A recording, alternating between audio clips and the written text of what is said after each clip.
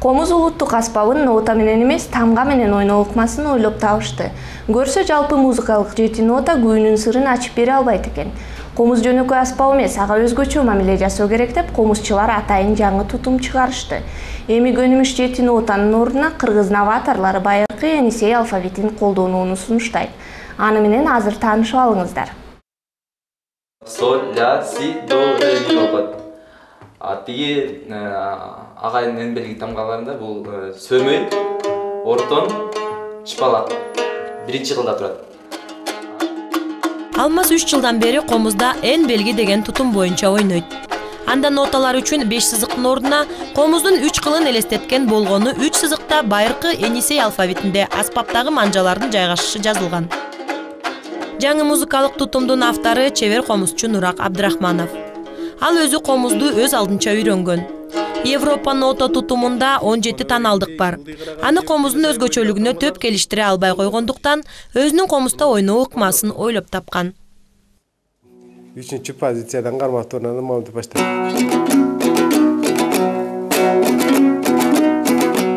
Анан ушул эле насихаттын буроосуна бурасак, ал кварта болуп атат.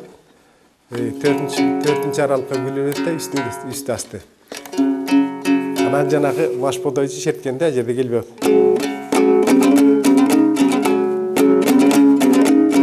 Вашподой эмес эле келжирек болуп калат. Ошону өзүнүн ордунда четиш үчүн жанагыдай күйлөш керек. Анан ошондой күйлөнүш 17 күйлөнүш бар да. Аты жоктон баштап атасыз, могу сөмөйдү тырма деген сөз, билесиң да? Жок, алды. Окуп көрөлүчү, ана аты жок. Биякта ортон эс алат, аты жок, чыпалак. Анан баягы ортон менен чертип көнүп жүргөндөр чыпалакка аты жок өтө албайт да. Эң белгиде 3 сызык. Бул 3 сызык агай көрсөткөн 3 сызык бул комуздун 1-чи кылы, 2-чи кылы, 3-чү кылы болуп белгиленет экен да. Абдрахмановдун жолун жолдоочулардын арасында тажрыйбалуу музыкалык мектептин мугалимдери да бар. Чолпон 25 жылдан ашуун убакыт салттуу тутум боюнча балдарды окутуп келген. Жакындан бери Абдрахмановдун окуусу боюнча сабак бере баштады. Музыкалык сабаты жок окуучулар арасында мындай сабактар абдан популярдуу болууда. Биз өз кыргыз болгондон кийин көп эле мисалы айыл жеринде адамдар бар да, түпкүрүндө кайнап атат да, талант ошону бирок чыгара албайт. Комуз үйрөнөйүн десе да үйрөнө албайт. Жаш кезин үйрөнбөй калды. Мисалы 30-40тан кийин деле тиякта турат да, ошону чыгара албайт. Ошого окшогон адамдарга эң белги аябай ыңгайлуу да. Эң биринчи ошолорго аябай ыңгайлуу экен. Ал музыкалык мектепте окугандарга ал өз-өзүнчө эле анысы деле ыңгайлуу. Музыкант-инноватор өзүнүн тутуму боюнча 100дөн ашуун баланы окутту. Ошондой эле комузду өз алдынча өздөштүрүүнү каалаган адамдар үчүн сыналгы боюнча сабактарды өтөт. Азыр Абдрахманов көптөгөн кыргыз күүлөрүн жаңыча жазып чыгууну мерчемдөөдө.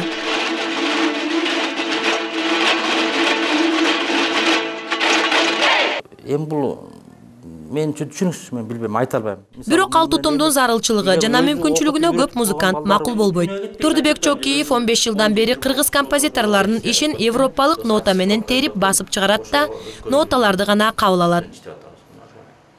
Ана мына Атилахан деп турат берди, мисалы мына. Бул традиционный. Мына берден сразу ойноп кетип атам, Атилаханда.